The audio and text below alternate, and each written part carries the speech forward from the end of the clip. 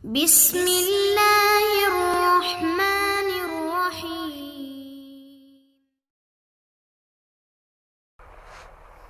Ada seorang syekh teman-teman di Saudi. Dia lagi isi pengajian di Jeddah, ini kejadian yang lain tentunya.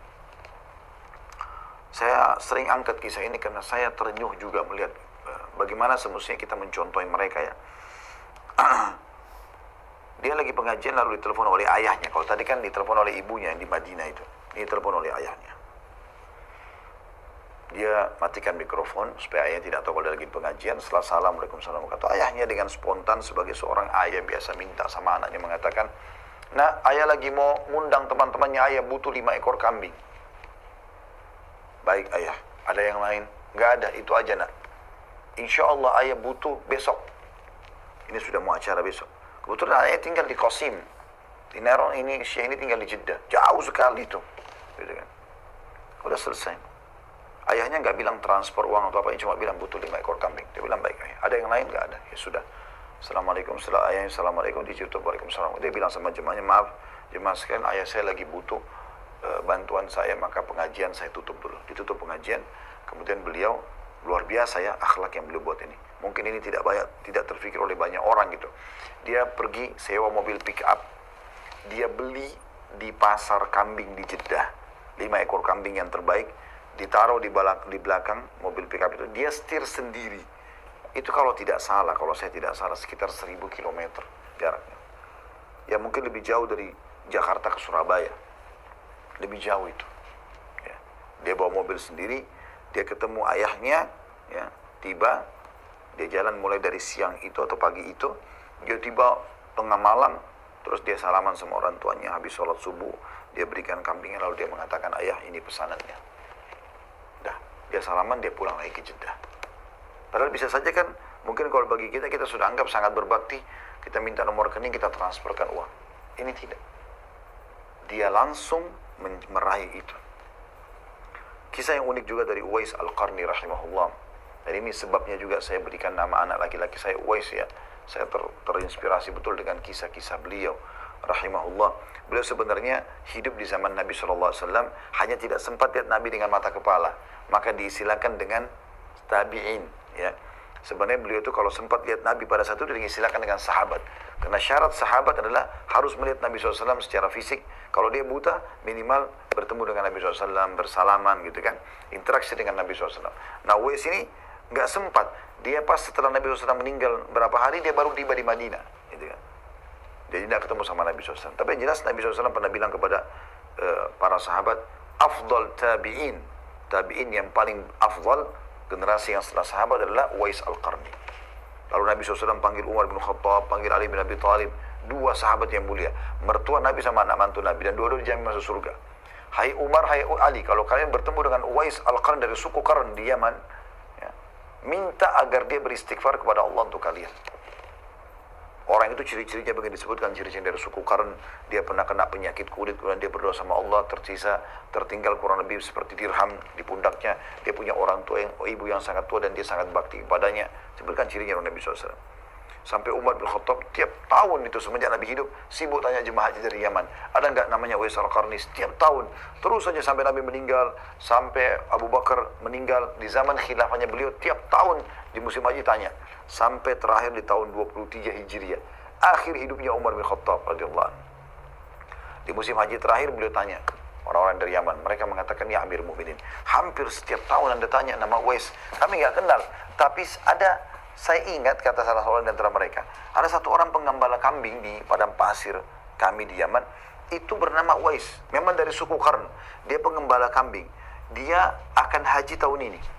Kata Umar, "Baik, kalau dia datang sampaikan kepada saya." Begitu dia tiba, orang Yaman ini datang menyampaikan, "Ya Amir Mukminin, sudah datang dia." Lalu Umar menemui, lalu setelah ketemu mengatakan, "Hai Uwais, apa kau bernama Uwais?" Dia bilang, "Iya." "Dari suku Qarn?" "Iya." "Apa kau punya seorang ibu yang tua kau bakti?" Dia bilang, "Iya." "Apa kau pernah kena penyakit kulit, kemudian kau berdoa sama Allah agar disembuhkan kecuali sebesar dirham?" Dia bilang, "Iya." Kata Umar bin Khattab, "Mohon ampunlah untuk saya." Kata orang itu, Uwais Al-Qarni belum kenal awalnya. Lalu dia mengatakan, "Siapa Anda? Semoga Allah merahmati Anda." Kata Umar bin Khattab. Kata Uwais, "Saya memohon ampun untuk Anda, wahai Amir Mukminin." Kata dia, "Iya, karena Nabi SAW yang sampaikan kepada saya untuk itu." Kata dia, Nabi SAW yang bilang. Kata Umar, ya. Maka Uwais pun memohon ampun untuk Umar bin Khattab. Setelah itu, Umar keliling cari sahabatnya, kekasih dia, Ali bin Abi Thalib, yang merupakan juga mertua dia. Karena Umar bin Khattab menikah di akhir hidupnya dengan Ummu Kalthum, anaknya Ali bin Abi Thalib.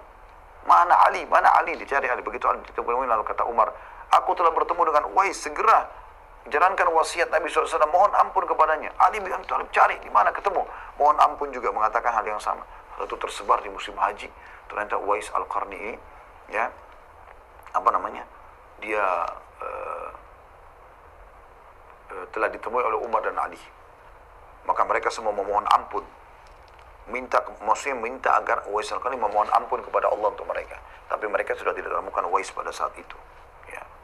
Beberapa tahun setelah itu dikatakan ditemukan Uwais Al-Qarni berada di Irak, ya, yang sedang memungut sisa makanan orang yang masih bagus, gitu kan, dibersihkan sampai dipanasi lalu dibagi lagi antara dia sama orang-orang miskin. Hidupnya susah. Tapi ada kisah berhubungan dengan bakti sama orang tuanya, ada cukup banyak dinukil, diantaranya ada dua yang saya sampaikan. Yang pertama, beliau pernah diminta oleh ibunya sudah tua dan matanya buta, minta, saya selalu kau bakti Uwais, tapi ada satu hajat saya, hati saya terus bergejolak ingin lakukan, semoga kau bisa penuhi hajat saya itu. Kata Uwais, sebutkan ibu. Kata ibunya, saya ingin sekali haji. Saya ingin sekali haji, ya. Maka Uwais mengatakan, baik ibu. Padahal dia orang tidak mampu, gak ada duitnya nih, orang miskin. Tapi dia nggak mengatakan tidak, dia bilang baik ibu. Insya Allah doakan saya supaya saya bisa penuhi itu. Uwais selalu berpikir, bagaimana caranya? Dia naik ke atas sebuah bukit di Yaman. Apa yang harus dilakukan? Dia sambil berdoa sama Allah, ya Allah, engkau tahu aku tidak punya kemampuan finansial, gak ada duit. Bagaimana saya bisa hajikan orang tua saya, ibu saya? Saya juga nggak mungkin biarkan ibu saya pergi haji sendiri, gitu kan? Sudah tua, butuh mahram dan seterusnya. Maka muncul di benak dia pada saat itu untuk membeli kambing. Dia datang ke satu penjual kambing, ternyata dia tadinya mau beli kambing besar, tapi uangnya nggak cukup, dia cuma bisa beli kambing kecil yang baru sekian bulan umurnya. Lalu dibelilah kambing tersebut. Setelah dia beli, apa yang Uwais kerjakan setiap hari, rahimahullah, beliau mencari bukit tinggi di Yaman, di kota dia, di kampung dia itu, dan setiap hari gendong kambing itu. Setiap hari dia gendong kambing. Dia gendong kambing itu naik sampai ke puncak gunung, lalu dia gendong lagi turun. Orang-orang di kampungnya bilang, Uwais ini kenapa, sudah gila barangkali. Ngapain dia gendong-gendong kambing naik gunung, turun gunung? Kambing digendong untuk apa? Lepas saja dia jalan sendiri kan gitu. Bagian naik ke gunung, turun gunung, terus saja orang olok-olok, orang nggak tahu. Uwais tetap diam saja. Sampai dia di hari-hari pertama merasa kesulitan menggendong kambing, karena naik gunung susah, berat. Apalagi lama-kelamaan kambing itu makin besar. Terus dia lakukan, ya, sampai kambing itu sudah besar dan berat, dan dia berhasil menggendong ke atas dan ke bawah gitu. Setelah itu tiba musim haji, dia mengatakan, ibu, sudah saatnya kita haji insya Allah. Ibunya melintangkan air mata karena gembira segala macam. Apa yang terjadi? Uwais karena tidak punya biaya untuk bayar transportasi, nggak punya unta, pada saat itu tidak ada pembayaran apa-apa, tidak ada duit. Maka dia jalan kaki dari Yaman menggendong ibunya.